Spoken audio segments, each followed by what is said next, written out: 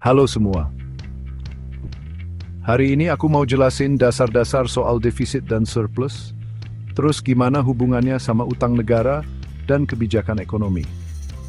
Ini lebih gampang dari yang kalian bayangin kok. Jadi yuk langsung aja kita mulai. Pertama, defisit. Coba bayangin dompet kalian. Kalau kalian belanjanya lebih banyak daripada pemasukan, nah itu namanya defisit. Kayak misalnya pengen beli barang mahal banget tapi uangnya kurang, jadi terpaksa pinjam dulu. Nah, buat pemerintah, ini artinya pengeluaran buat layanan publik dan proyek-proyek itu lebih besar daripada pemasukan dari pajak dan pendapatan lainnya. Nah, kebalikannya nih, ada surplus. Ini tuh pas pemasukan kalian lebih banyak daripada pengeluaran. Bayangin aja kayak kalian punya sisa uang tabungan setelah bayar semua tagihan. Surplus pemerintah itu artinya pendapatan negara lebih besar dari belanjanya. Jadi bisa buat bayar utang atau nabung buat kebutuhan nanti. Terus, apa hubungannya sama utang negara? Kalau negara mengalami defisit, dia kan perlu pinjam uang buat nutupin kekurangannya itu. Nah, pinjaman ini yang jadi utang negara. Defisit yang terus-terusan dan nggak diatur bisa bikin utang negara numpuk, dan ini bisa jadi masalah besar nantinya. Terus, gimana cara ngaturnya? Nah, disinilah peran kebijakan ekonomi. Pemerintah dan bank sentral biasanya pakai gabungan kebijakan fiskal dan moneter.